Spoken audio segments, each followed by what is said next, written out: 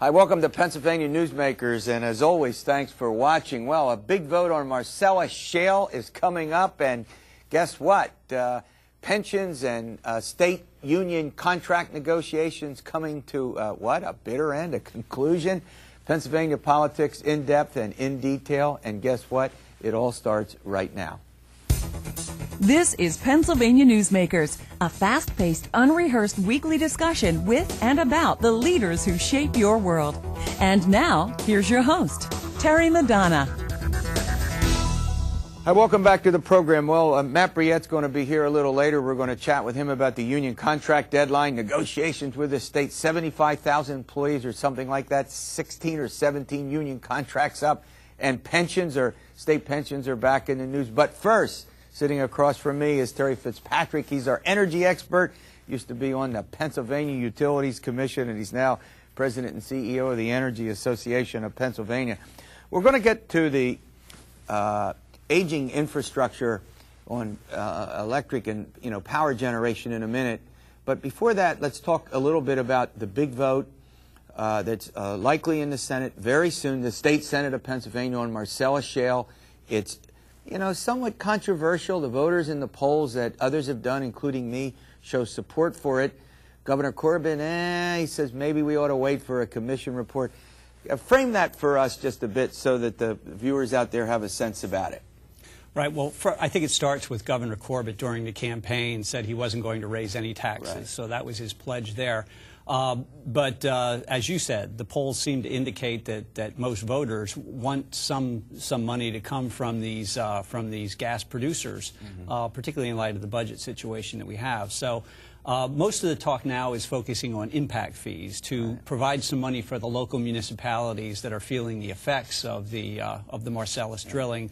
There was a vote in the Senate Environmental Resources Committee this week on Senator Scarnati's bill to impose an impact fee. Right. Now, Senator Scarnati is not an unimportant player, to say the least. He's the president pro tem and was lieutenant governor for a while. That's correct. Go ahead. That's correct. So that there were some amendments to that local impact fee legislation, but it was passed out of the Senate Environmental Resources Committee and could come up for a vote in the Senate, and there's also going to be movement in the House, I believe, on that same issue. Now, the governor does, in a sense, have I'll say a way out, because he's put this commission together. They're taking a look at it.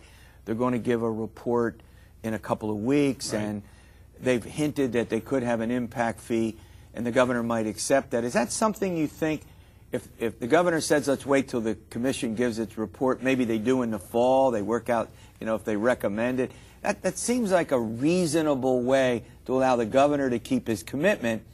He could then say, well, the commission recommends it, the legislature wants to do it, the voters of the state favor it. What is that a possible? Well, the governor hasn't ruled out a local impact fee, but as you said, he probably would prefer for his Marcellus Shale Advisory Commission to come out with its report first. That's going to happen, I think, in the third week in July. Right. The trouble is the state budget's slated to be done hopefully by the end of June.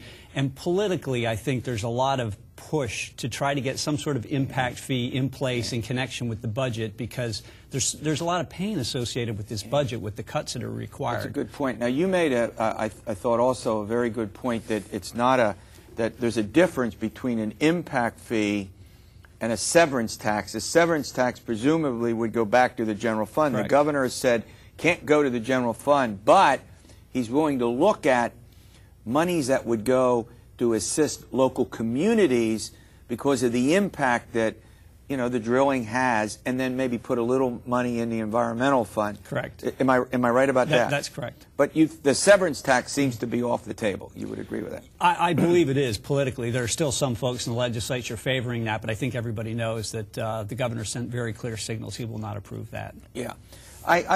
And as you accurately point out, I mean, the budget itself has become so contentious, not because there's a tax, but because Senate Republicans want to spend a little more than the governor does using the surplus. And so there's that big debate, and then they're rushing to get this deadline. I don't think the Republicans, well, not Democrats too, but I don't think the Republicans want to see this go beyond June 30. No, there was a lot of criticism during the Rendell administration. The budget was never passed by the constitutional deadline at the end of June. So the Republicans clearly want to be seen as having their act together and getting that done on time. All right, we're going to run to a break. When we come back, we want to talk about this generation infrastructure. Do I got that right? Generation of power. This affects two big things. It affects safety, and it affects what you're going to pay ultimately. We'll be back with our energy expert, Terry Fitzpatrick, after we pay some bills. Back in a moment. This broadcast of Pennsylvania Newsmakers is presented by the Pennsylvania Chamber of Business and Industry, the statewide voice of business, and by the Pennsylvania Cyber Charter School, bringing educational innovation and freedom to the children of Pennsylvania. This broadcast of Pennsylvania Newsmakers is presented by ReconnectPA.org, supporting a comprehensive transportation funding solution, and by the Pennsylvania Manufacturers Association. Business in Pennsylvania is our business. Hi, welcome back to the program with Terry Fitzpatrick, our energy expert, a guy we call on from time to time. He's on the Pennsylvania Utilities Commission, probably knows more about this than I ever could know if I spent the next 10 years of my life studying it. All right. Hey, you brought up when we were chatting at break about this is just not some, confined, let's say, to natural gas price. Right. What's your point about that? Well, the development of the Marcellus is important to Pennsylvania for a lot of reasons. I mean, the jobs that it's creating in areas of the state that were traditionally hurting is tremendous. But this development of gas in our backyard helps to keep natural gas prices to utility customers low, and I represent the utilities, as you know. It also helps to keep electricity prices low, because the wholesale price of electricity is very dependent on natural gas, because there's a lot of generation plants now built that burn natural gas. So it creates, the Marcellus creates jobs for Pennsylvania. It also helps to keep both our natural gas and our electricity bills lower than they would otherwise be. All right, on this program, over the years, we've talked about this desperate need for infrastructure, roads and bridges. We've had folks on here who have talked about our problem that's huge, and I'm not going to belabor that point, but there is a relationship between the aging infrastructure for generation of electricity and for safety and for ultimately the price that we pay for electric power. What is your concern about the aging infrastructure with the generation of electricity? Well, first of all, across the board, we have issues and problems with our infrastructure in this state and in this country. We have not done as much as we could to take care of it in a timely way. And we see that with roads and bridges, and you have people on talking about that. It's also an issue to some extent with energy and with all utility infrastructure. It's not, I wouldn't portray it as a crisis, but a lot of it's aging and it needs to be replaced. And that's true with the electricity grid, with poles and wires, with natural gas mains, and there's been a lot of attention to that. We need to get the bare steel, isn't there cast a iron. Safety concern there?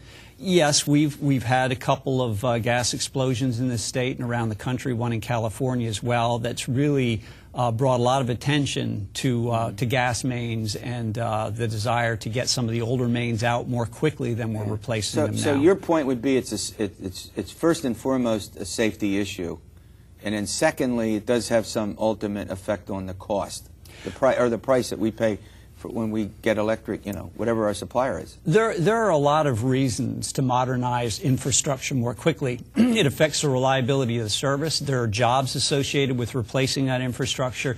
And yes, in some cases, it's a safety issue as well. Wastewater is another area where we need to put more money into our infrastructure. So we, along with the water and wastewater industry, are pushing some legislation that would allow utilities to recover their costs of this more quickly than they can now. I was just going to ask you, what do you think the solution is? The solution is to be able to allow utilities to be able to collect these costs on more of a pay-as-you-go basis. Right. Everybody recognizes these costs are legitimate to recover through rates, because that's the only way you can pay for them if you're a utility. Right now, you have to recover it through a base rate case. Which is a process that can cost a couple million in itself to go through. It takes 9 months to complete at the PUC. And the fact that you have to go through that to collect those legitimate costs raises your cost of borrowing because lenders are more reluctant. An electric company that would go through this in order to an electric, natural gas, or a wastewater company all have to go through that to collect those infrastructure costs. So we're pushing a plan, as happened with the water industry 15 years ago, to be able to collect these costs more on a pay-as-you-go basis in order to provide an incentive to replace infrastructure. This is not exactly the best environment. I mean, we've talked a lot about this infrastructure, and I think anyone who looks at it understands this has to get done. Right. Both roads and bridges and the infrastructure that you're talking about, or we can't have a modern. I mean, cumulative effects for a modern economy, for businesses to come and. I mean, we can go through the litany of reasons for it. How optimistic are you in this environment? Well, yeah, we're in tough economic times, but at the same time, Terry, energy prices are down. And so in that sense, it is a good time to do it. Except and for as gasoline. You said, except for gasoline, but as far as electricity and natural gas. And there's competition now, and that's produced lower prices, right? And the longer you put it off, the longer you put off doing these things, the harder the problem gets to solve. Hey, great update. All right, we're going to talk about negotiations and pensions and school choice with Matt Brouillette from the Commonwealth Foundation following these words. This broadcast of Pennsylvania Newsmakers is brought to you by Pennsylvania Credit Union Association. Pennsylvania Credit Unions, where people are worth more than money. To find a credit union that is right for you, check out ibelong.org. And by the Energy Association of Pennsylvania, Pennsylvania's energy information source. This broadcast of Pennsylvania Newsmakers is presented by the State System of Higher Education. 14 state-owned universities. The state system is the largest provider of higher education in Pennsylvania. And by the Hospital and Health System Association of Pennsylvania, working towards a healthy Pennsylvania. Hi, welcome back to the program with Matt Brouillette. He's the president of the Commonwealth Foundation. I want to get through a lot of stuff with you. All right, let's start with school choice. It looked like it has some momentum in the Senate. This is a private school choice bill, right? You could take a certain amount of money. We don't need to get into details. Go to a private school. The House of Representatives in the state doesn't seem to want to go along with it. They're pushing a tax credit for businesses that, put money in and get scholarship. Where does that all stand, do you think? Well, I think we've had some recent developments where the House is introducing some bills that look similar to what Senate Bill 1 has been, where all the action has been over on the Senate. Whether or not we have time, of course, the clock is ticking, less than 2 weeks away. The budget is due. If that's part of this budget, I don't know. It's going to be very difficult. But I think that the debate has moved over to the House, and I fully expect that it will get consideration this year at some point. This year, probably. I mean, the sense is that it may get done in the fall. That's correct. Does the whole business of the tax credit, which is fairly popular, do you think that was put forward as an alternative or as a parallel piece of it? What do you think? Well, Senate Bill 1, of course, included both the educational improvement tax credit and the voucher for kids in violent and failing schools. So as a targeted voucher. The House, by a substantial margin, I think there were only 7 votes out of the 203 that voted against an increase in the educational improvement tax credit that has enjoyed bipartisan support. Even during the Rendell years, it saw increases. So you did see that pass the House and the Senate. So they're sort of companion bills, but there's clearly more political will to go along with an increase in that. Are you sort of surprised that in recent years, liberals especially have come on board? They're really big into charter schools. I think you would have, maybe not so much into school choice. Does that sort of surprise you? Well, it's not. I think particularly major African-American leaders, Cory Booker, do I got that right, in Newark, and folks like Anthony Williams and Tony Payton and Dwight Evans on charter schools. Does that sort of surprise you? No, it really doesn't, because they see this every day. In fact, they tell us that they have parents coming into their offices every day as well saying, my kids are not getting a good education, it's not safe. And a lot of these Democrats, as you say, have been voting for higher spending, more rules and regulations on the schools. They haven't improved. We've seen a generation of children that are trapped in these poor schools, and they're saying we have to give them an education lifeline. And so that's why I think the reality is confronting them, you know, on a daily basis. But I want to get on to a couple of other subjects, but there isn't any doubt that the problem in the legislature with school choice is primarily located in the House of Representatives. You agree there? Yes. More than the Senate. Yeah. One of the things that I've heard, and you're the expert on this, you can help me out, is that in rural school districts, there aren't a lot of choices for people to take the voucher and go somewhere with it, and you know, to go to another school, and that may be one of the reasons why some Republicans that you would think might be for it are against it. Have you heard? Is that a? Sure. And what's that point? Well, the point is that we have an education monopoly. It's very difficult for private schools to exist when parents have to continue paying their property tax increases and then pay tuition to a private school.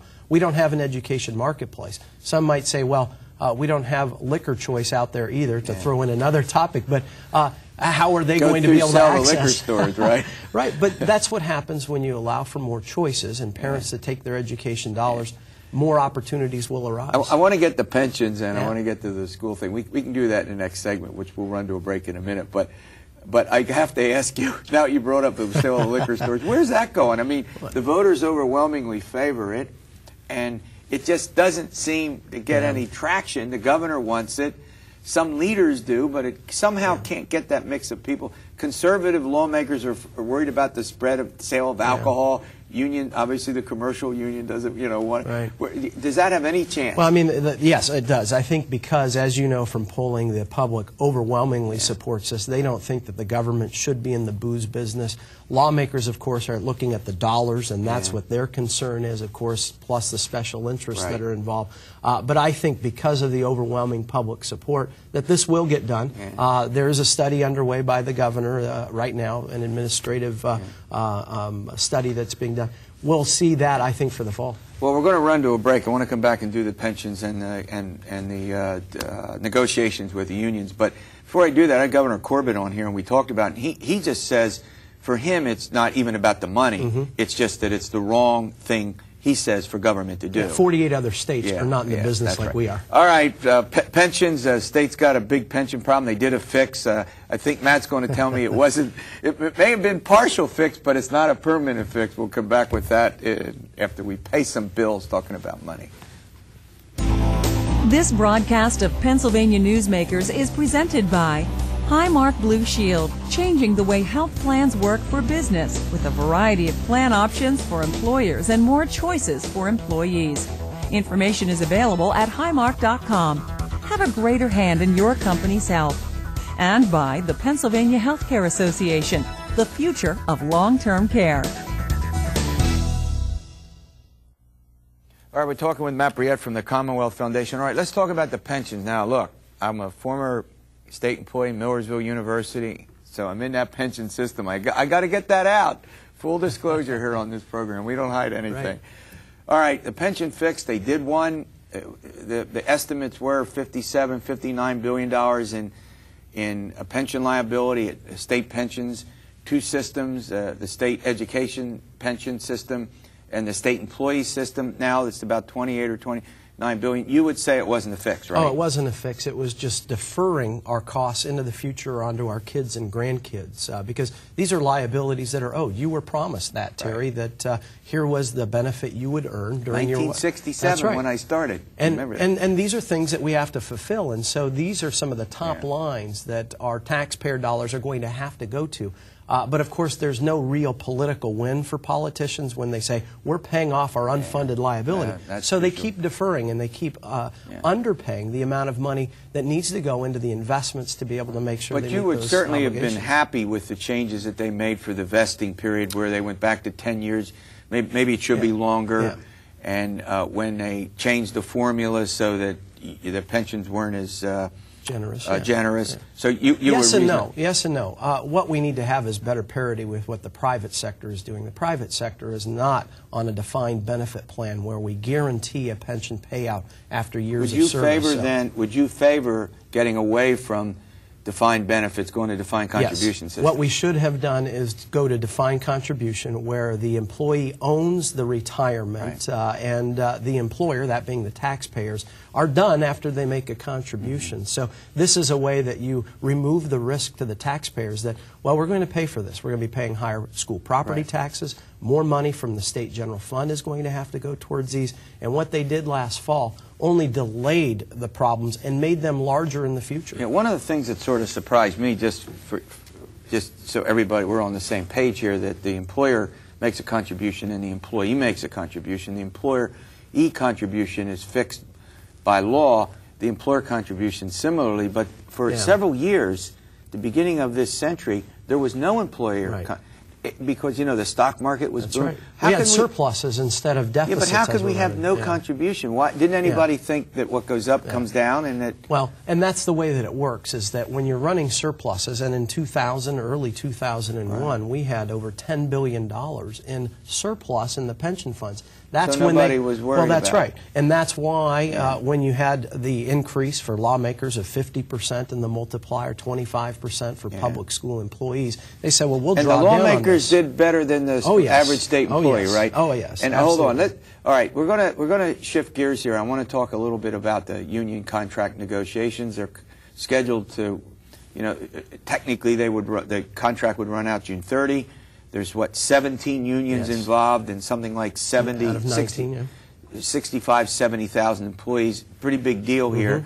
What are the sticking points right now as you understand it? Well, Governor Corbett has laid out a proposal that we would have a 4% reduction in salary, and then it would increase 2% for the following 2 years.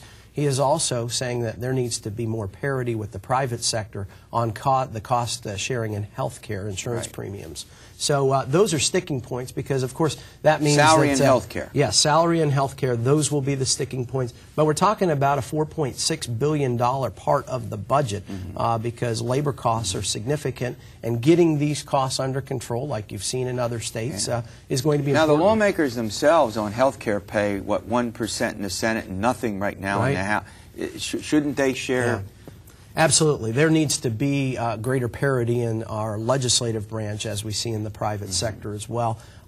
You know, 1% of salary is not indicative of health care costs, and of course 0% isn't either. So there needs to be changes on the compensation front for benefits in particular in the legislature as well. Yeah, now we have about 30 seconds left.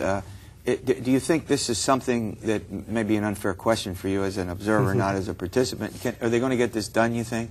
Well, I think there's a lot of pressure to get it done given the last 8 years. But I think it all depends on Governor Corbett, and I think he's standing strong. We'll see. Well, apparently our producers say they've invited SEIU to come on. We'll see if they do. We'll get some, another point of view about this. But as always, thanks for the update. Thank you. All right, we'll see you next week for another edition of Pennsylvania Newsmakers. And as always, stay well.